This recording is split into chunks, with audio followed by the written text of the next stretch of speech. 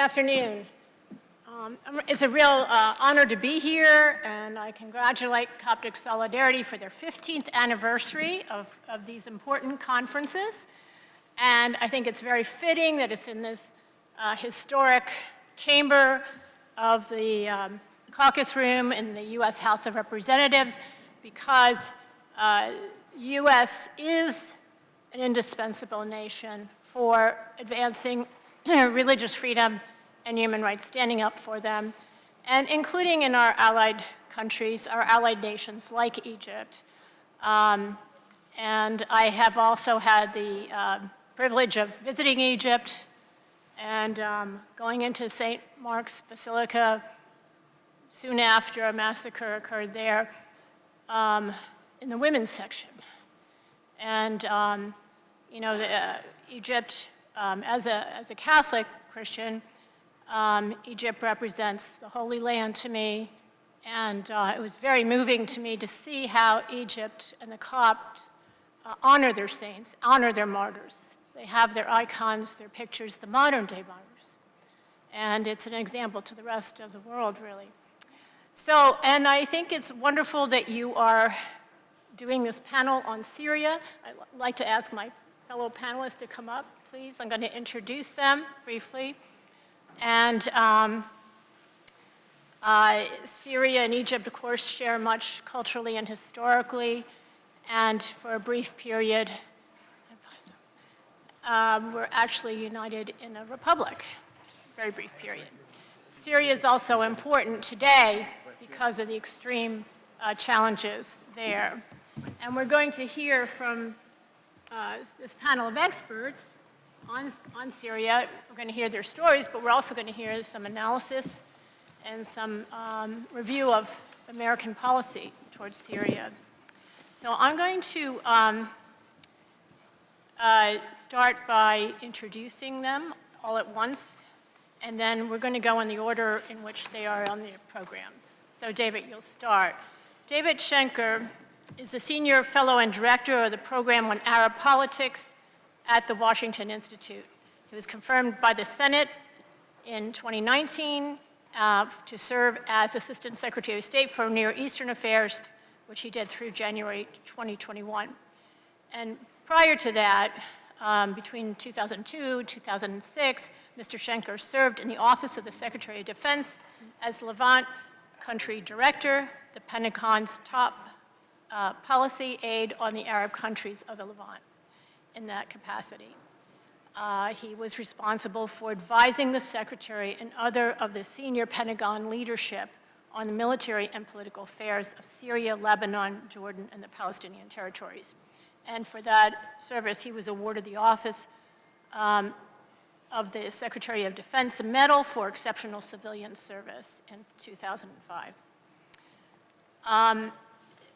Our next speaker will be Bassam Ishaq, and he, of course, is well known to all of everyone here, and is the representative of the Syrian Democratic Council, and is Syrian. The next speaker will be Ashariana Abraham, who is an indigenous Assyrian human rights advocate with a background in technology, born in exile after her parents fled violence in their ancestral homeland of historic Assyria, which today lies fragmented across Iraq, Syria, northwest Iran, and northeast Turkey. Her advocacy is grounded in lived experience and focuses on the protection of Assyrians, as well as Yazidis and Mandeans, from systematic displacement, violence, and identity-based erasure. She co-leads research submitted to international bodies and has presented on the persecution of Assyrians at the International Religious Freedom Summit here in Washington and many other bodies, including the UN's Permanent Forum on Indigenous Issues on behalf of the Assyrian Aid Society of Iraq. And she currently serves as Deputy Director of Advocacy for the Assyrian International Council. The MENA co-chair, she's the MENA co-chair of the Global Youth Summit on freedom of religious freedom and belief through the First Freedom Foundation Fellowship. And she's also an advocacy ambassador for the Sussex Evangelistic Association's Assyrian Project. And in her native, in her home in Southern California, she's active in cultural and humanitarian efforts through the Assyrian American Association of Southern California. And then finally, we'll wrap up with Ryan Morrow, who is a prominent national security and foreign affairs analyst. He is an investigative researcher covering extremist groups at the Capital Research Center. And he once served as a volunteer researcher for the Reform Party of Syria, a pro-US group of Syrians that opposed Assad and Islamist extremists. So with that, David, I'm going to turn the podium to you. Can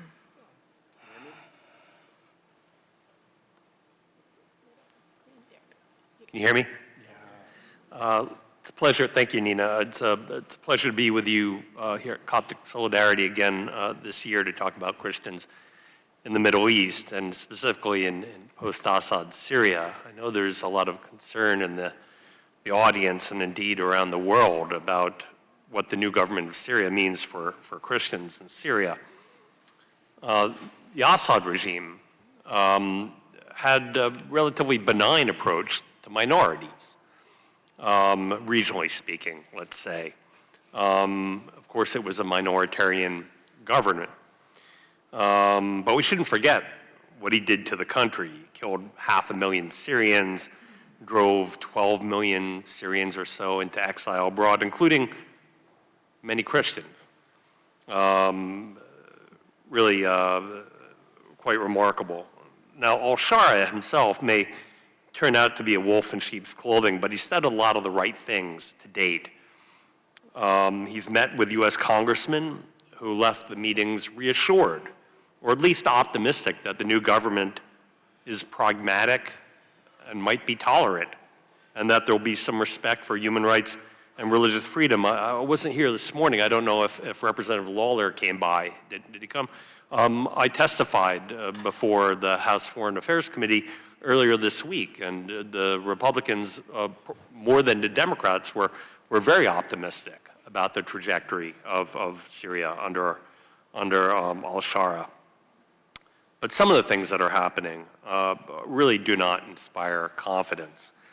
We saw the massacre of Alawites.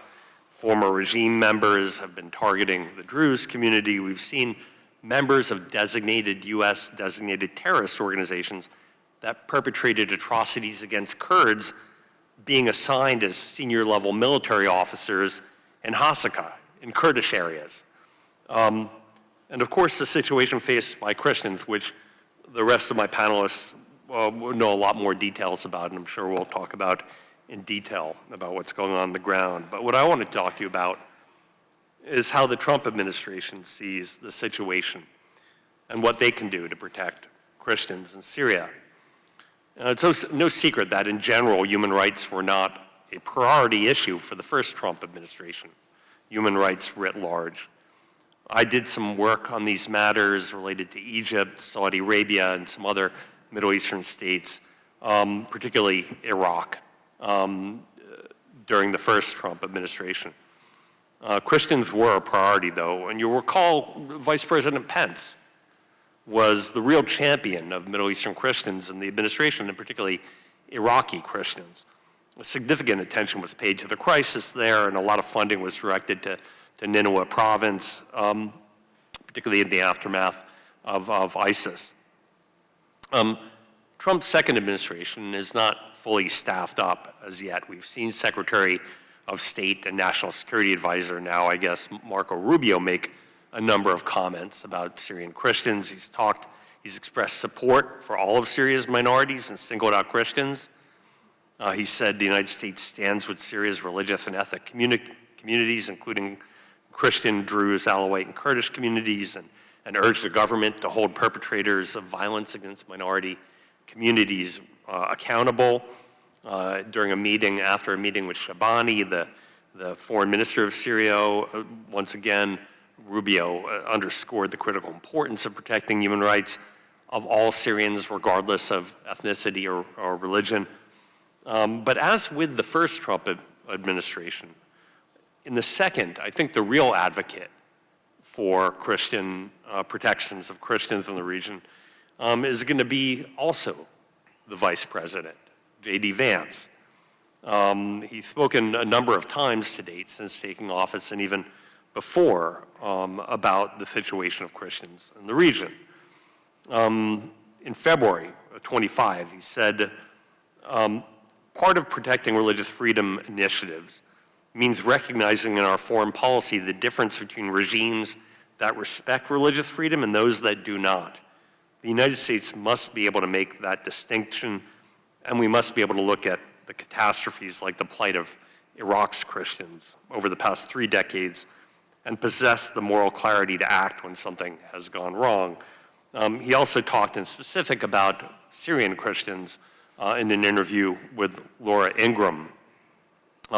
We don't want another Christian community erased from the face of the earth, he said.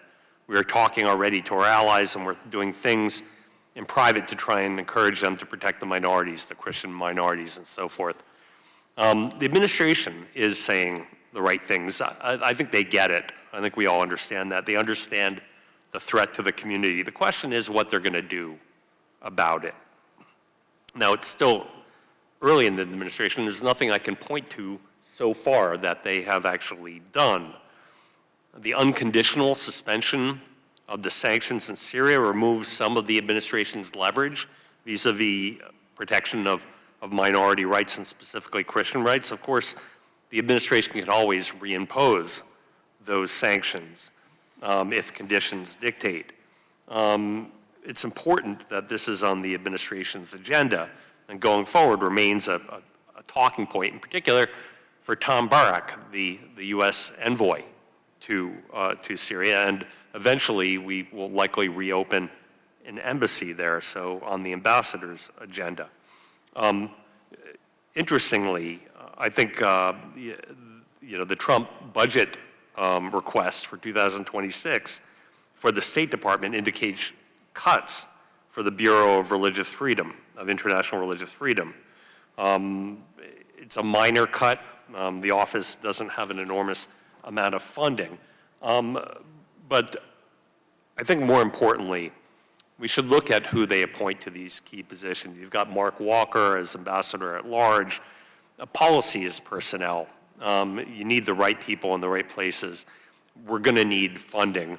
And we're going to need consistent, high-level attention on these issues because things can go bad very quickly. And the administration is going to need to continuously prioritize these issues, and I am confident that they will going forward. Thank you.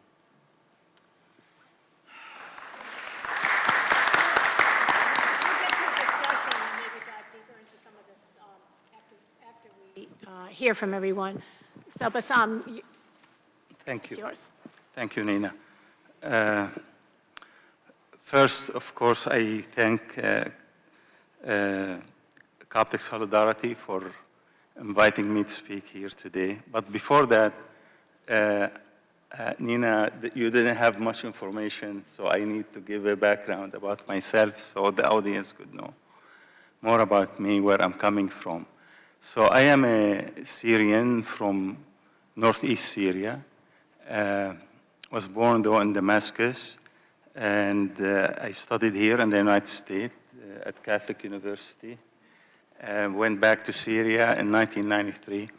And in Syria, I became a volunteer for a Syrian human rights organization, Sawasiya, and you get in trouble doing that in Syria. So I was on a travel ban for many years, and Syria became a big jail for me for many years. Anyway, so I am from the Syriac Orthodox Church, my family, and I am a man of faith. I believe in the Lord Jesus Christ. So this is also give you an angle where I'm coming from when you hear me speak, you know. So let's get to it. So I would like as I said, to thank Coptic Solidarity for inviting me to speak at this important and timely event. Thank you for your interest and care for Syria, its people, and its Christian communities. You have given me the opportunity today to address a topic that is both deeply personal and politically urgent: the condition and future of Syria's Christian community following the fall of the Assad regime, and then the new transition regime up to today. I will speak briefly on the Assad legacy, because we all lived it as Syrians, whether Christians or other communities, and we can speak into it, I think, in more depth.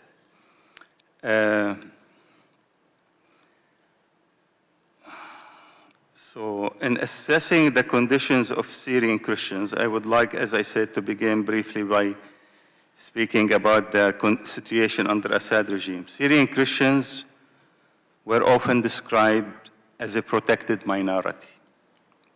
However, this protection came at a cost. It was not based on equal citizenship, but rather on loyalty to authoritarianism. Christians, like other religious and ethnic minorities, were denied independent, meaningful, and effective political representation under Assad. The security they enjoyed was often manipulated as a tool of the regime propaganda. They were indeed, the Syrian Christians, protected, but in Assad's big Syrian prison. Consequently, the regime's collapse has left behind both relief and anxiety in the Christian community. Relief that the machinery of repression has weakened, but anxiety about who will fill the vacuum and what structures will guarantee the rights and freedom of all Syrians, including Christians. It is not enough for Syrian Christians alone to guarantee their rights. All Syrian identity groups must have their rights secured if the country's stability and the people's security are to be sustainable.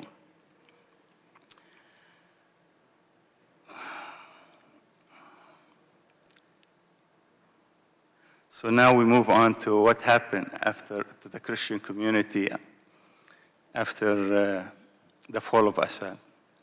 So I was in Damascus for the first time in 14 years after the fall of Assad, part of March, part of April, and I spent most of my time with the Christian community there. So since taking office, President al-Shar'a has signaled a commitment to pluralism and national reconciliation.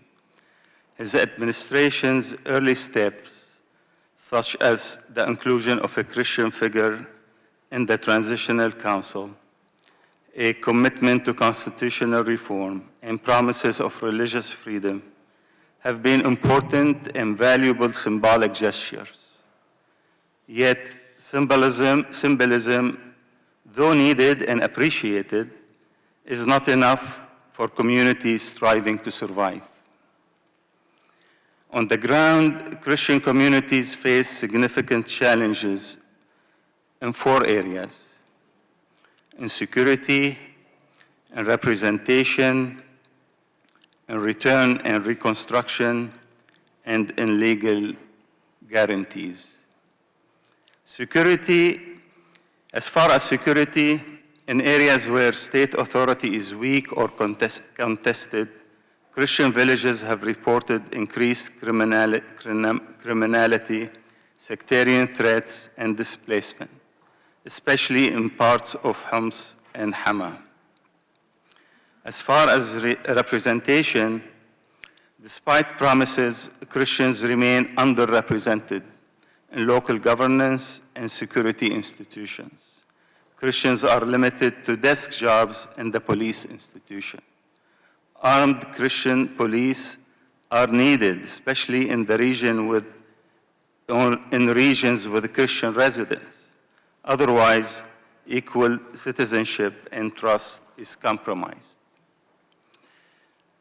Return and construction. Many Syrians, including Christian families, particularly those who fled to Lebanon, Europe, and North America, remain hesitant to return.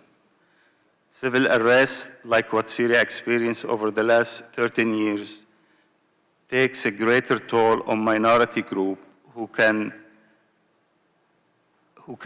as in the case of Syrian Christians, face complete uprooting. So the legal guarantees. There remains a vacuum in clear legal protection for religious minorities.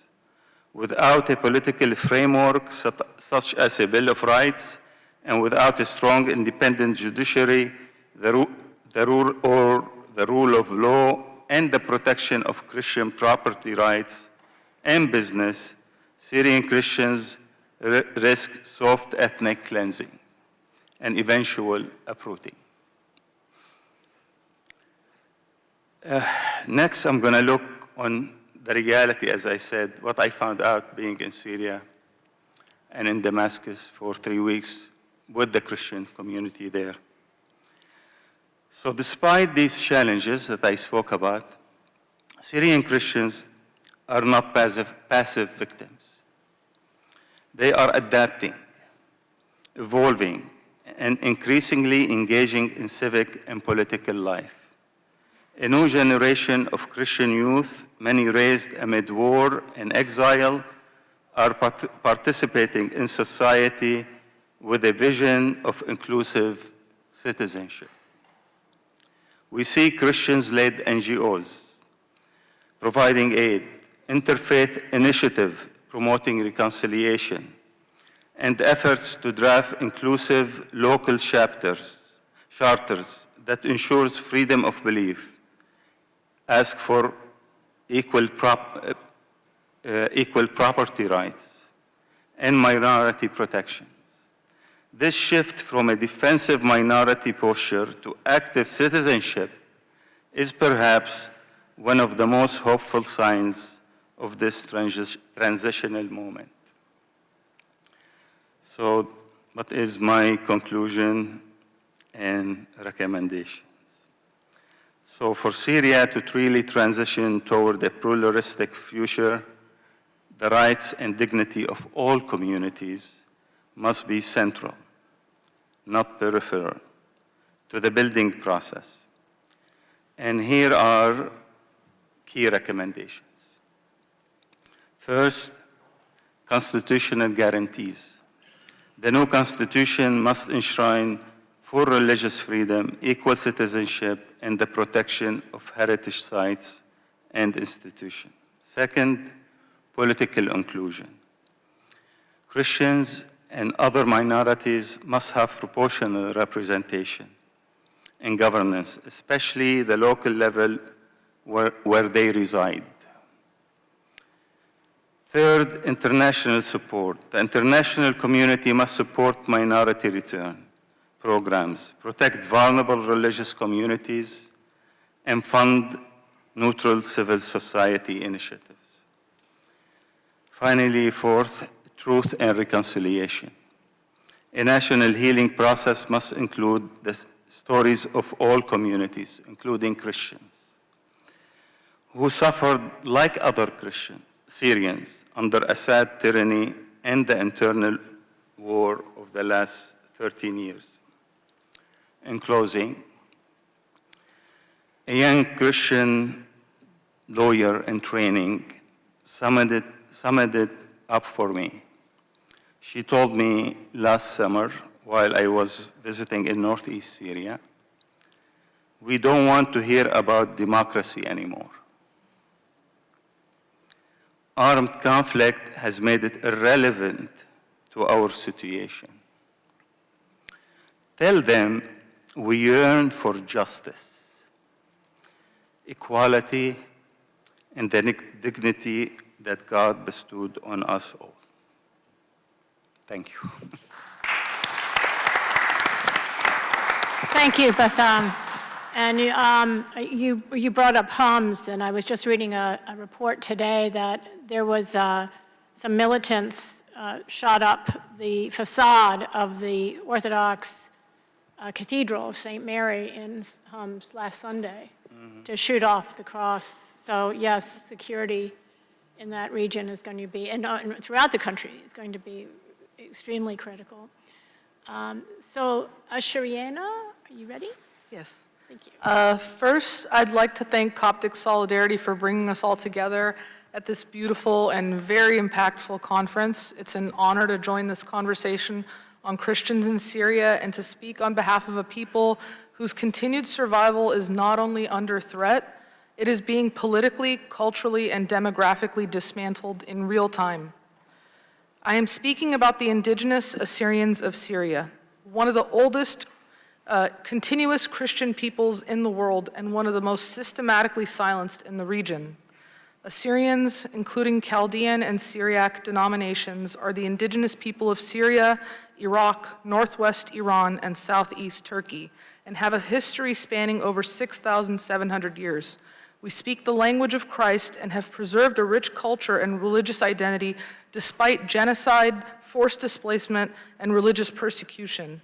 Yet today, that resilience is being met not with protection or partnership, but with a different kind of violence, one that is being legitimized by international actors who mistake performance for progress.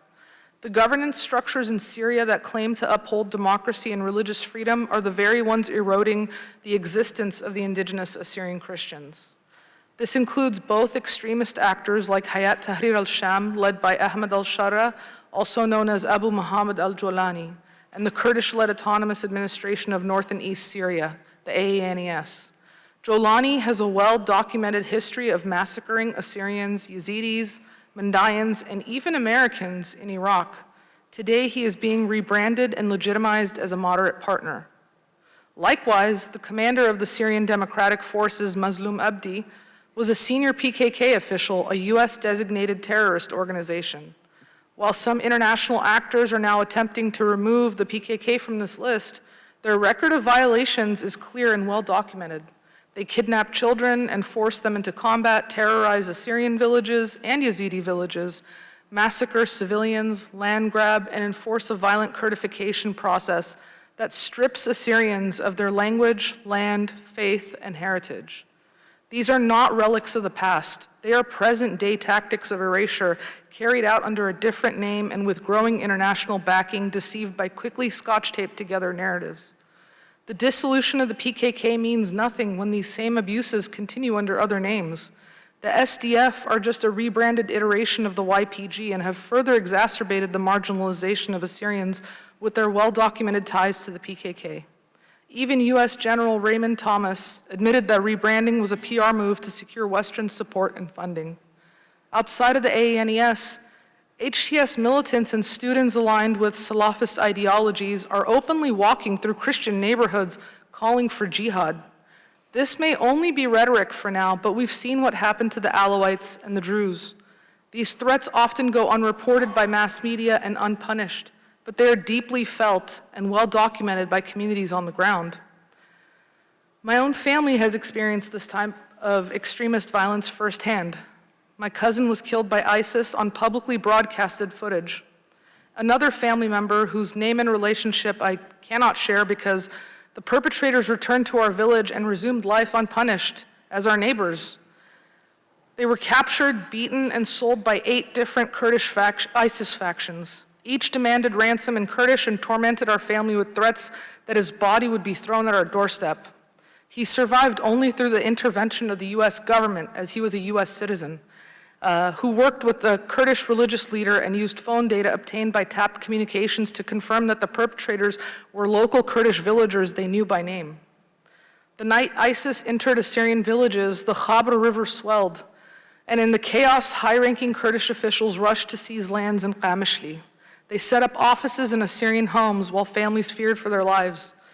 When confronted and asked why they were not fighting, multiple members of my family were told point blank, "We will not sacrifice ourselves for filthy Christians."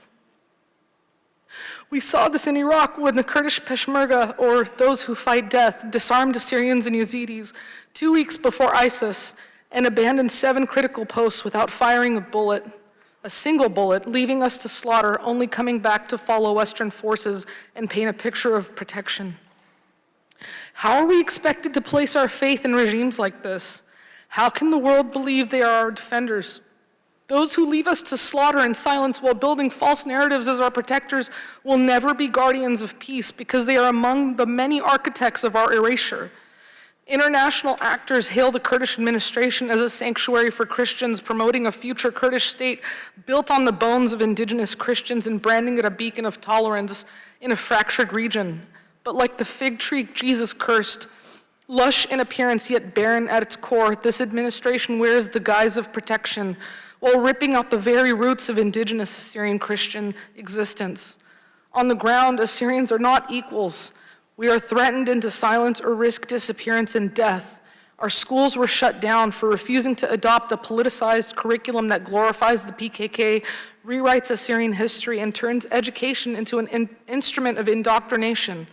15% of Assyrian lands in the AENES-controlled areas have been confiscated. Over 1,400 homes and farms remain illegally occupied in the Khabra River Valley. The SDF digs trenches on our churches and cemeteries, militarizing our sacred Christian spaces to provoke brutal, relentless Turkish retaliation. We don't want war where we worship. We don't want to be pawns in someone else's war. We don't want our churches turned into battlegrounds to manufacture illusions that one regime protects us while another attacks us, manipulating our suffering for Western backing at the expense of our existence. We saw this with the Marsawa Church in Tel Tawil in 2022. And in 2024, AP shared footage of the AENES releasing ISIS prisoners under the guise of reintegration and false claims of rehabilitation, triggering renewed fears across vulnerable Assyrian villages. And when our leaders resist, they are silenced, just like David Jindu was when he was assassinated by YPG militants in 2015. To this day, not one prosecution, not even a public investigation has taken place, because in these systems, Assyrian blood is not considered evidence. It is treated as disposable. Assyrians, like Bassam mentioned, are not passive victims. We have expertise and leadership and the will to build a stable future, but we are being denied the space and security to do so.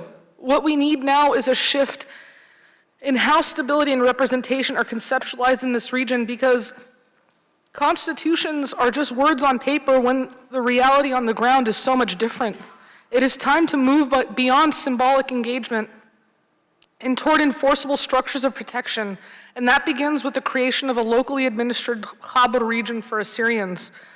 This would not be an enclave of separation. We don't want to balkanize Syria, but we want a foundation for sustainability where Assyrians can manage local governance, education, security, and cultural preservation without fear of interference or demographic manipulation.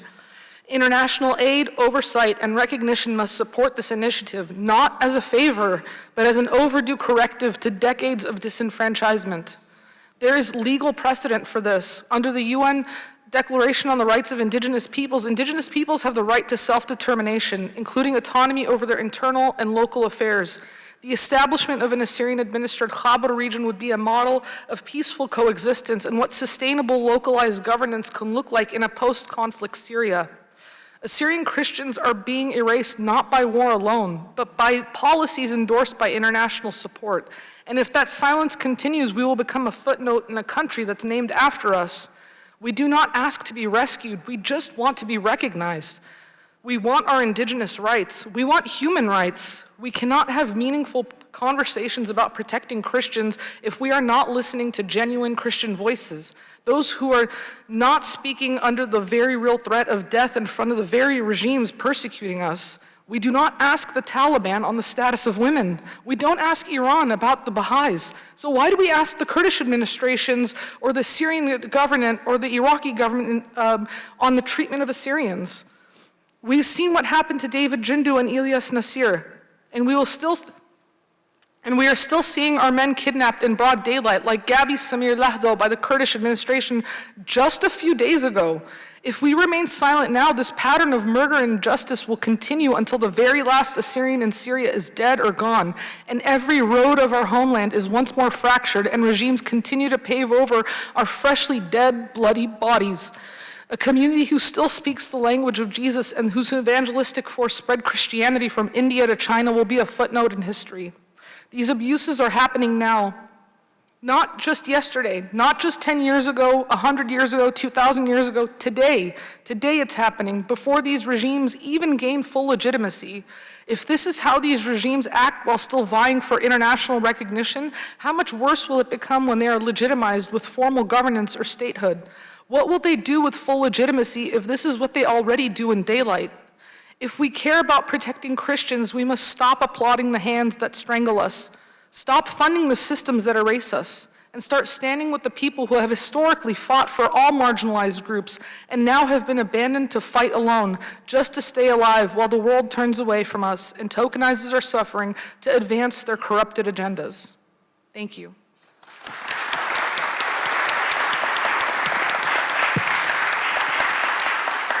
Thank you, Ashariana. It's very, very moving, and we are listening. Sorry if I stand up? It's a lot easier for me. Sure. Yeah. I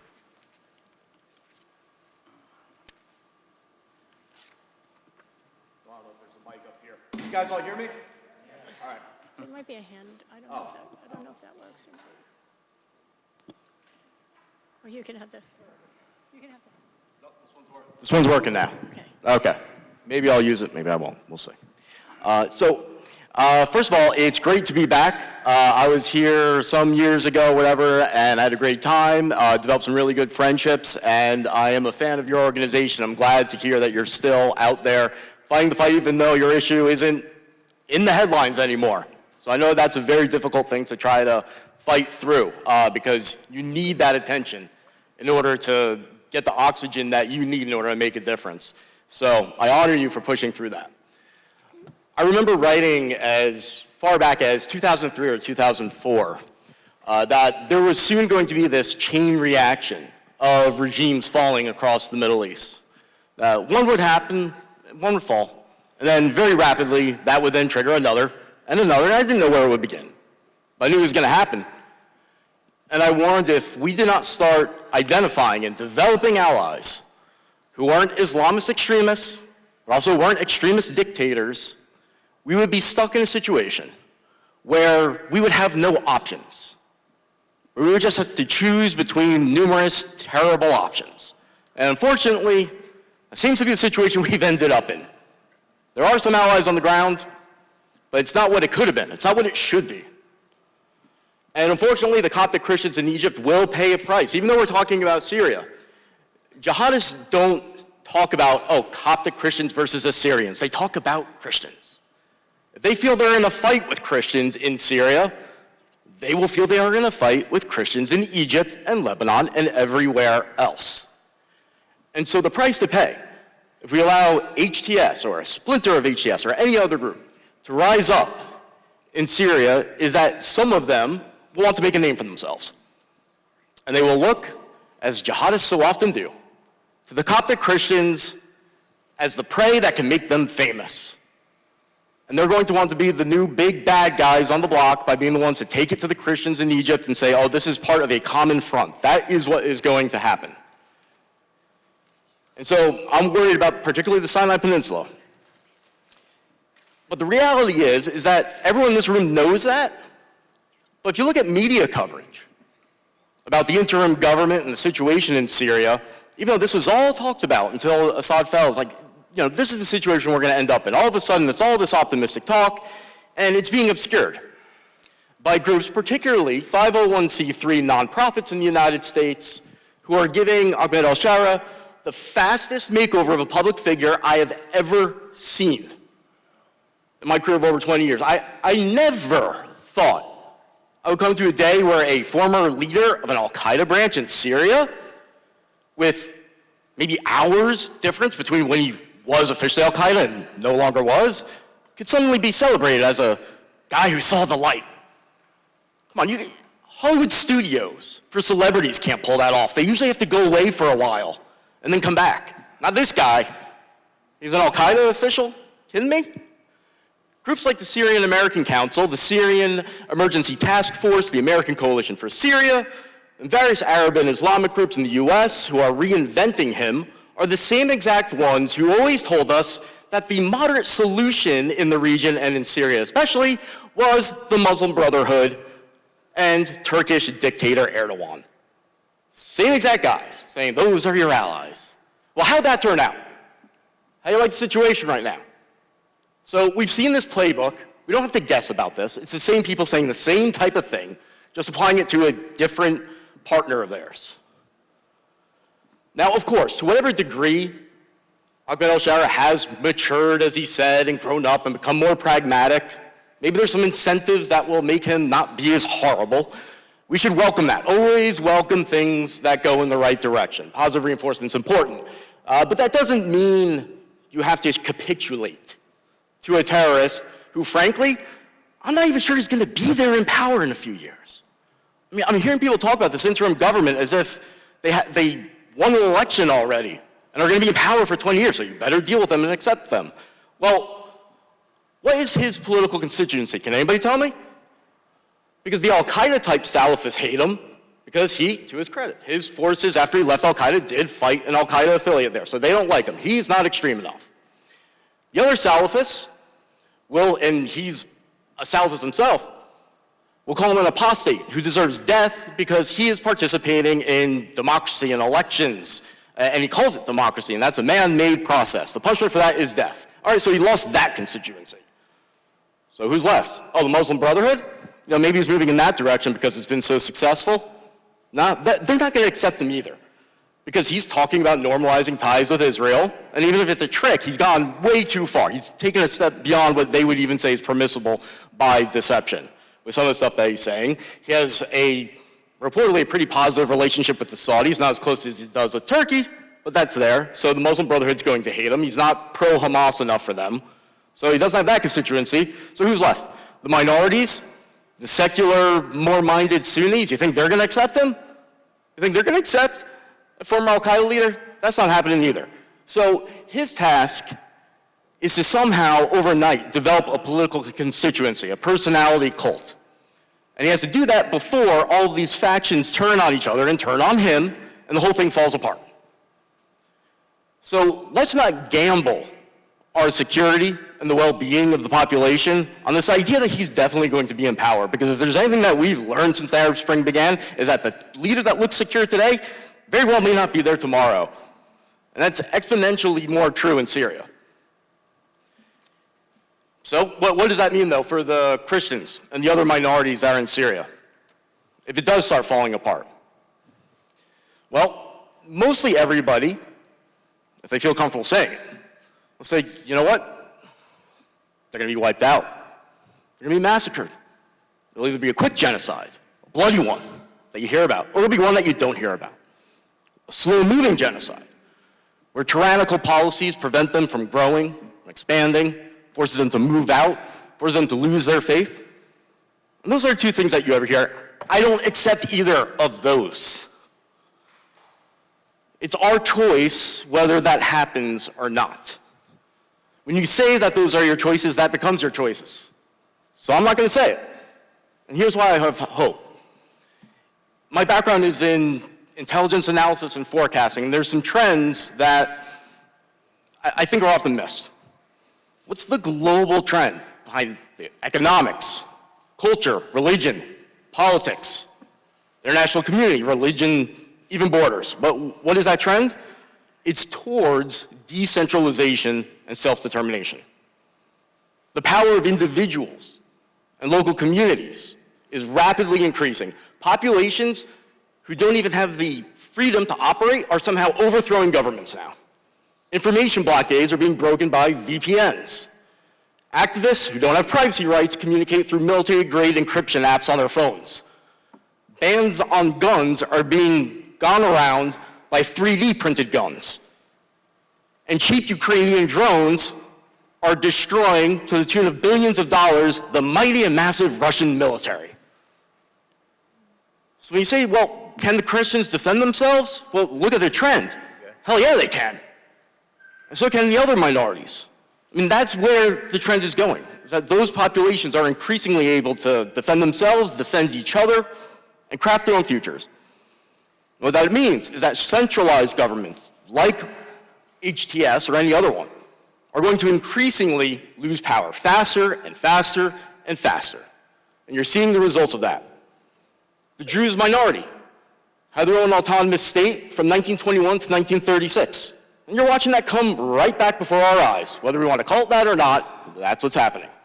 And Christians live within those new unofficial borders. I think you're going to see the same thing happen with the Alawites. They had their own autonomous state from 1920 to 1936. In fact, I think it's inevitable. There's a Christian population there. And we need to accept that inevitability, prepare for it, and shape it, instead of just resisting it and saying, well, it's not polite in diplomatic circles to talk about a future where Syria is not united. Now, if for diplomatic reasons we have to consistently declare our commitment to a united Syria, I actually understand that. You can go ahead and do it. But that doesn't mean that you should take away your own options by ignoring what the trend tells you is about to happen. Because you know what? The Iranian regime, Hezbollah, the former Assad regime elements that are in Russia, almost certainly backed by the Russian government, know that's the future. Look at their information operations. Look at their terrorist operations, their intelligence operations, all of that that's going on in that area along the coast. They are positioning themselves very predictably to tell Syria's minorities, especially the Christians and people who care about the Christians in the West, that they are the moderates. The same trick again. That if you want to save them from genocide, guess what? We're the only ones that are willing to go in there and stop it. May not like us, but it's better than Al-Qaeda, it's better than ISIS, it's better than those guys. That's the game plan. They're already talking about it. You can see it in their own chats, their own media.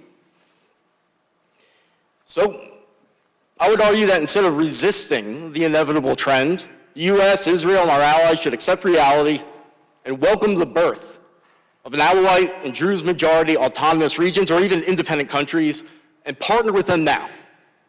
Help them build the local forces that they need to so that they don't get stuck with that same choice that we got ourselves stuck in, where you have to choose between a bunch of bad guys to protect you. Stop doing the same thing over and over again. And in making this case, particularly if I was talking to the administration, I'd point out that the Mediterranean coast of Syria has tremendous economic opportunities. So those who support the Christians, the Alawites, the Druze, in developing a new future for themselves, have a lot to gain. They can't offer a new Air Force One, but if they have to, they can offer a new Trump Towers. They can offer a new Trump golf course.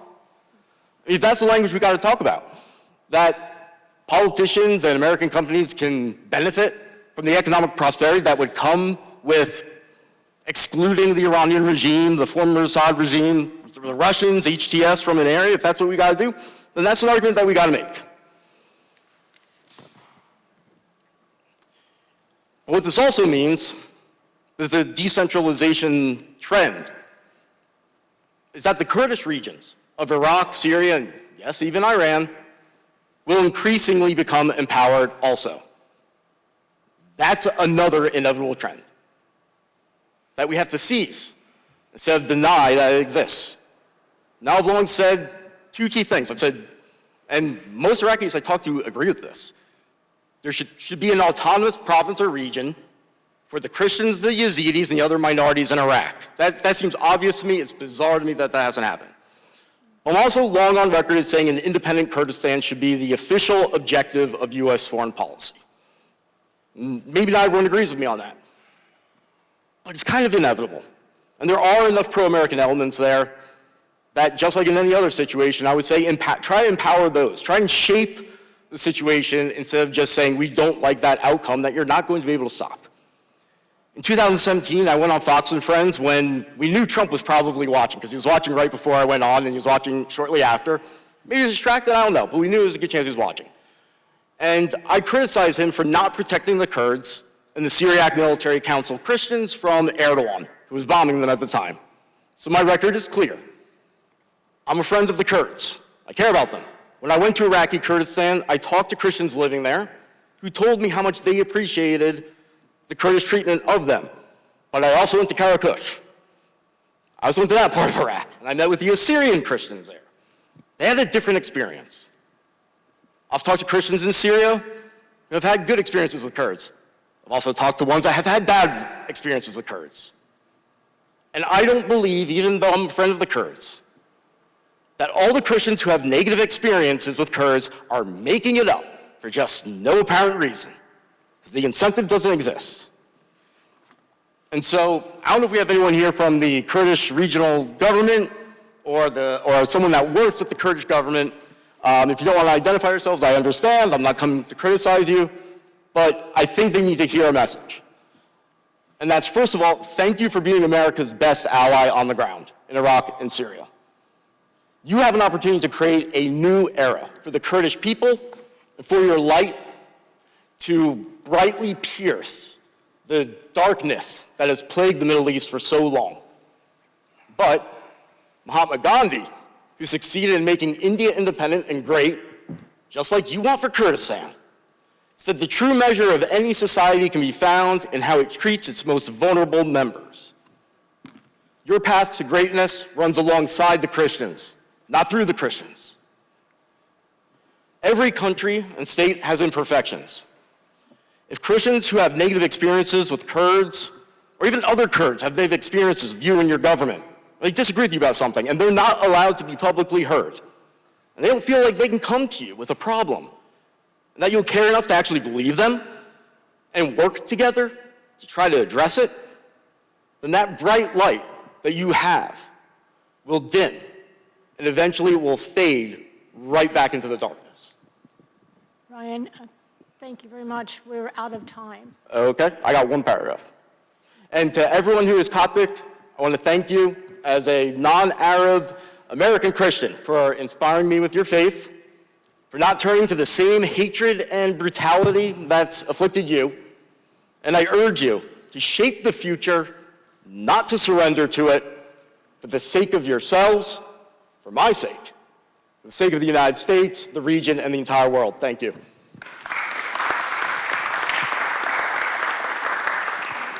I'm going to ask the organizers, do we have any time left on this panel? I know we were supposed to wrap up at 2, but we got a late start.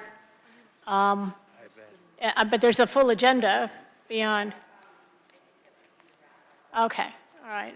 Sorry. We didn't get to talk about ISIS, which is another looming problem there in Syria. So, but no. I just want to flag it for another time.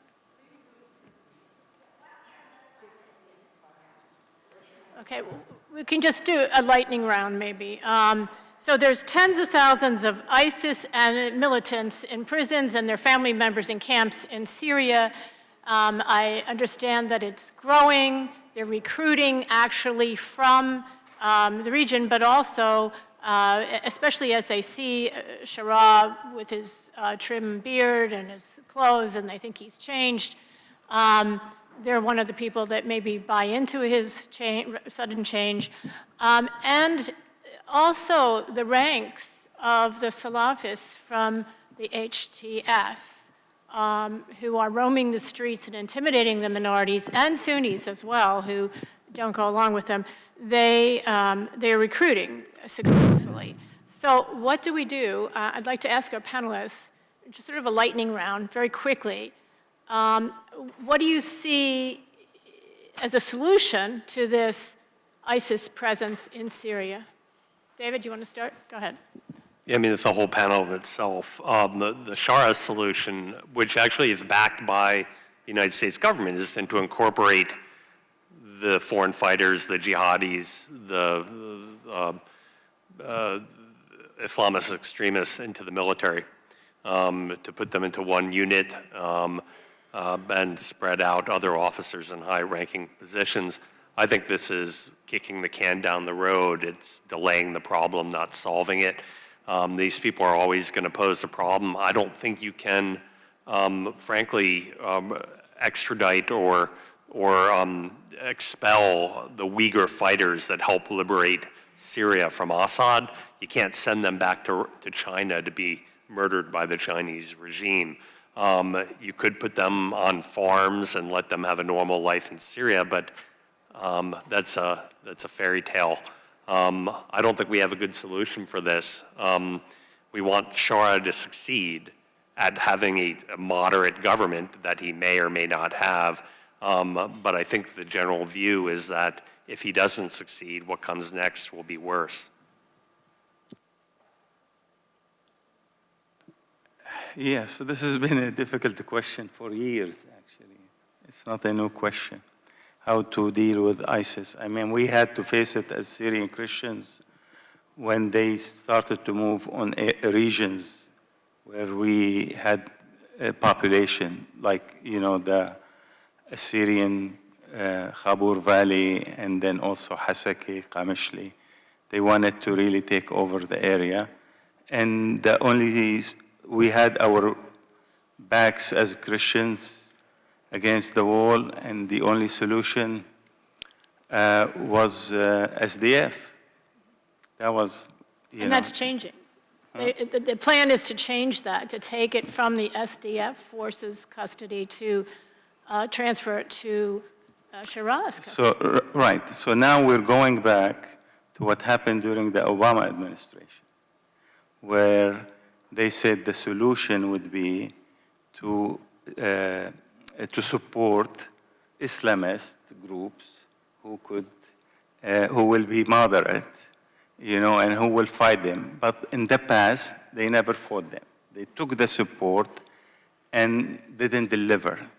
So, you know, you be the judge. I mean. I think what happened in Idlib is a good example of where HTS is going to go for the future of Syria.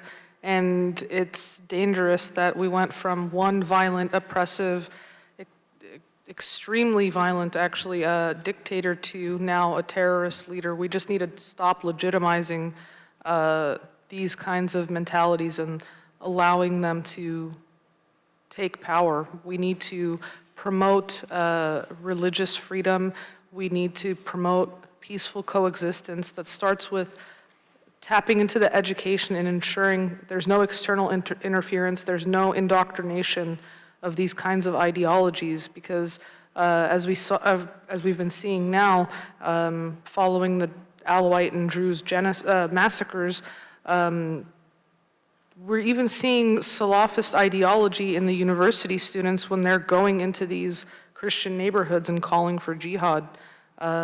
We need to really back the vulnerable communities, whether they're indigenous or religious minorities, and really give them a platform to participate in governance, and not just on paper, but actually have a voice without external interference. And we need to back them so we actually can have peaceful coexistence. Brian, real quick. Yeah, I'll be quick. No, local self-defense forces, local community empowerment.